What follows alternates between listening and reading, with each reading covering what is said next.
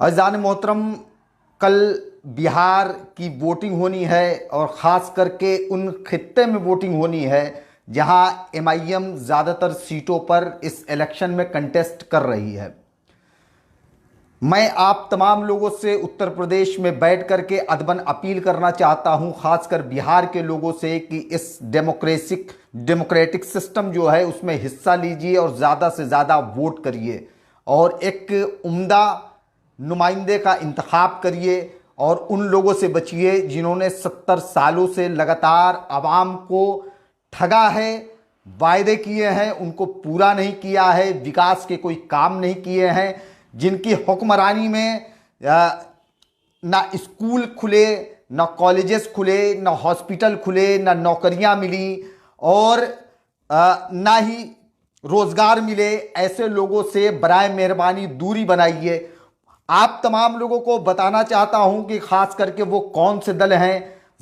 कांग्रेस ने पूरे मुल्क में सबसे ज़्यादा हुकूमत किया, उसके बाद फिर हुकूमत जदयू ने किया जो बर वक्त में कर रही है, और उसके पहले राजद ने किया। इन तमाम के तमाम पार्टियों से होशियार रहने की ज़रूरत है और एक नया मुतबादिल समझ करके कि अब तक अगर किसी ने कुछ नहीं किया है तो आपके पास खोने के लिए कोई चीज़ नहीं है। सीमांचल के लोगों, आपने सिर्फ और सिर्फ खोया है, भरोसा खोया है, विश्वास खोया है, तमाम चीज़ें खोई हैं।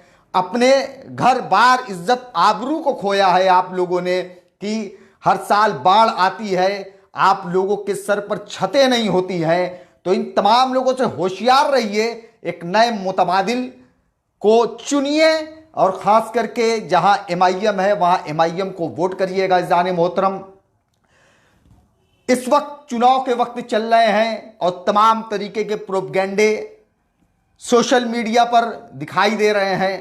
कहीं ये चल रहा है कि एमआईएम उम्मीदवार ने समर्थन कर दिया, तो कहीं ये हो रहा है कि छोटे भाई ने बड़े भाई को समर्थन कर दिया, मगर नहीं अज़ान मोहतरम, एमआईएम जो है वो हक पर चलने वाली जमात है और ये कभी पीछे पलट करके देखना नहीं चाहती है। और आपने गौर किया होगा कि मजलिस इत्तेहादुल मुस्लिमीन बढ़ रही है तो मुसलसल आगे बढ़ रही है।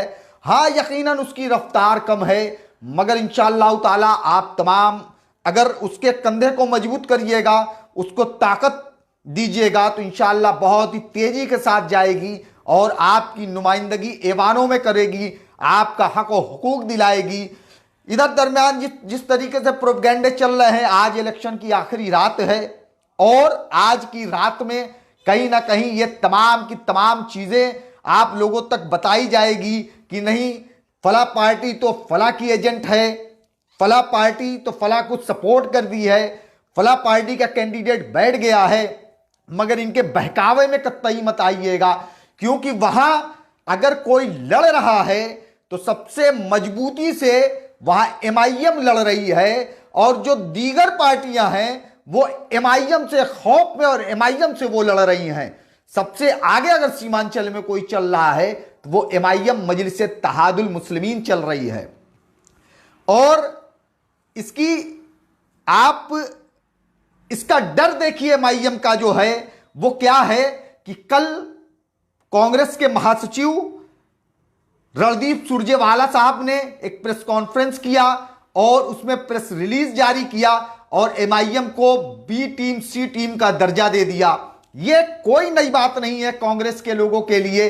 जब काशीराम जी तहरीक लेकर के निकले थे तो यही कांग्रेस ने काशीराम जी पर भी यही इल्जाम लगाए थे कि काशीराम जी बीजेपी के एजेंट हैं, जनसंघ के एजेंट हैं, यही इल्जाम लगाया था। इसके बाद तमाम क़यादतें आई, सब पर 70 सालों से यही चूरन दिया जा रहा है कि बीजेपी का एजेंट है, बीजेपी की बी टीम है। मगर बाशऊर लोग, बिहार के बाशऊर लोगों, आप लोग ये देखिए, समझिए और बूझिए कि क्या वाकई अगर ये बीसीडी टीम होती तो क्या तेलंगाना में, हैदराबाद में जहां एमआईएम है तो वहां बीजेपी को काफी कामयाबी मिल सकती थी। औरंगाबाद में अगर किसी ने हराया है बीजेपी को, शिवसेना को, तो एमआईएम ने हराया है। तो आइए हम आप तमाम लोगों के दरमियान में क्या इल्जामात कांग्रेस के जरिए से और बीजेपी के जनरल सेक्रेटरी रणदीप सुरजेवाला की तरफ से क्या लगाया गया है, इंशाअल्लाह ताला मैं उसे बाहैसियत एक रुकन एमआईएम का अपनी नजरिया पेश करने की कोशिश करूंगा। जो कांग्रेस ने जो इल्जामात लगाए हैं, कांग्रेस ने प्रेस रिलीज जारी करके कहा है कि बिहार बेकरार है, तैयार है बदलाव के लिए, नई उम्मीद और अपेक्षाओं और आकांक्षाओं के साथ गठबंधन की जीत बिहार के उज्जवल भविष्य की गारंटी है। कांग्रेस कह रही है कि महागठबंधन की जीत ये बिहार के उज्जवल भविष्य की गारंटी है। तो अब तक जो शासन कांग्रेस और राजद ने किया था, मैं उत्तर प्रदेश में बैठकर के ये सवाल करना चाहता हूं कि उस वक्त बिहार का भविष्य उज्जवल क्यों नहीं हुआ। यह सवाल मैं आवाम के जरिए से कांग्रेस के लोगों तक पहुंचाना चाहता हूं। उन्होंने आगे कहा कि हथकंडों का जाल फैलाने वाली भाजपा आज पूरी तरह बेनकाब हो चुकी है, जबकि सच्चाई तो यह है कि कांग्रेस अपोजिशन में है मगर कांग्रेस नाकाम साबित हुई बीजेपी को बेनकाब करने के लिए। यह उनका फ्रस्ट्रेशन है, जबकि सबसे बड़ी जिम्मेदारी अगर किसी की थी बीजेपी को नाकामयाब करने की तो वह भारतीय कांग्रेस पार्टी की थी, मगर कांग्रेस पार्टी यह नाकामयाब हो